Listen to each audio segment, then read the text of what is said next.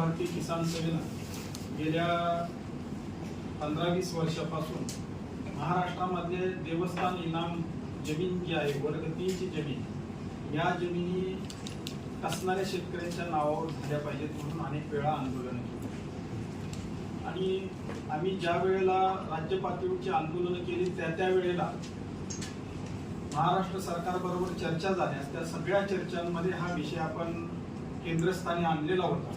आणि त्याच्या परिणामी गेल्या महिन्याच्या 5 मेला महाराष्ट्र सरकारनं या देवस्थान जमिनीच्या संदर्भामध्ये एक प्रारूप त्यांच्या संकेतस्थळावर एक मसुदा जाहीर केला आणि त्या मसुद्यावर एक महिनाभर चर्चा करावी, महाराष्ट्रातल्या सगळ्या शेतकऱ्यांनी हरकती दाखल कराव्यात अशा प्रकारचं आवाहन सरकारनं त्यावेळेला केलेलं होतं आणि त्यानुसार महाराष्ट्रातल्या इनाम जमिनी कसणारे शेतकरी जे आहेत त्यांनी एक महिन्याभरामध्ये हजारो हरकती या विभागीय आयुक्तांच्याकडे दाखल केलेले त्या एवढ्यासाठी की तो मसुदा काय परिपूर्ण नव्हता, परंतु कसणाऱ्या शेतकऱ्यांच्या नावावर जमिनी झाल्या पाहिजे याच्यासाठी ज्या काही सूचना होत्या त्या महाराष्ट्रातल्या शेतकऱ्यांनी केलेल्या होत्या. परंतु महाराष्ट्र सरकारनं 5 जून तारीख ओलांडल्याबरोबर त्या मसुद्याला स्थगिती दिली आणि स्थगिती देऊन त्यांनी लगेच 8 जूनला नवीन परिपत्रक काढलेलं आणि त्या परिपत्रकामध्ये स्पष्टपणे म्हटलेलं आहे की आम्ही 5 मेला जे प्रारूप जाहीर केलेलं आहे त्याला आम्ही स्थगिती देत आहोत आणि ते स्थगिती देऊन आम्ही नव्यानं प्रारूप तयार करण्यासाठी एक कमिटी स्थापन करत आहोत आणि त्या कमिटीमध्ये कोण कोण असलं पाहिजे हेही त्यांनी जाहीर केलेलं आहे आणि त्याच्यामध्ये कृषी महसूल सचिवाच्या अध्यक्षतेखाली कमिटी नेमून महाराष्ट्रातले 2 विभागीय आयुक्त,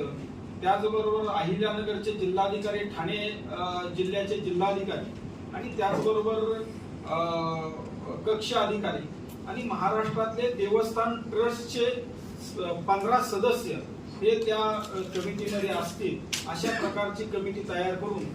आलेल्या ज्या सगळ्या हरकती आहेत त्याचा अभ्यास करून 15 ऑगस्टला नवीन प्रारूप ते जाहीर करणार आहे आणि नवीन प्रारूप जाहीर करून त्याच्यावरही 15 सप्टेंबर पर्यंत हरकती मागून डिसेंबरला नवीन कायदा करण्यात येईल अशा प्रकारचं धोरण महाराष्ट्र सरकारचे जे महसूल मंत्री जे आहेत बावनकुळे यांनी जाहीर केले. आम्ही त्या GR ची काल कर्जमाफीच्या GR बरोबर महाराष्ट्रातल्या सगळ्या जिल्ह्यांमध्ये त्याही GR ची होळी केलेली आहे ती एवढ्यासाठी की हा स्थगित केलेला जो मसुदा आहे तो मसुदा परत ओपन ठेवावा आणि त्याच्यावर आलेल्या हरकती आहेत हे विचारात घेऊन तो कायदा तयार करावा आणि तो कायदा हा शेतकऱ्याभिमुख असला पाहिजे, जे कसणारे शेतकरी त्यांच्या बाजूचा असला पाहिजे ही किसान सभेची भूमिका आहे आणि त्या दृष्टीनं महाराष्ट्र सरकारनं पावले उचलावी ही विनंती आज आम्ही कृषी मंत्री बर्डे मामा आहेत त्यांना आम्ही केलेली आहे आणि त्यांना हेही सांगितलं की तुम्ही ताबडतोबीनं महसूल मंत्र्यांशी अखिल भारतीय किसान सभेच्या शिष्टमंडळाबरोबर चर्चा करा आणि देवस्थानचा इनाम जमिनीचा जो कायदा जो आहे तो तयार करताना महाराष्ट्रातल्या शेतकऱ्यांच्या बाजूने व्हावा अशा प्रकारची विनंती आम्ही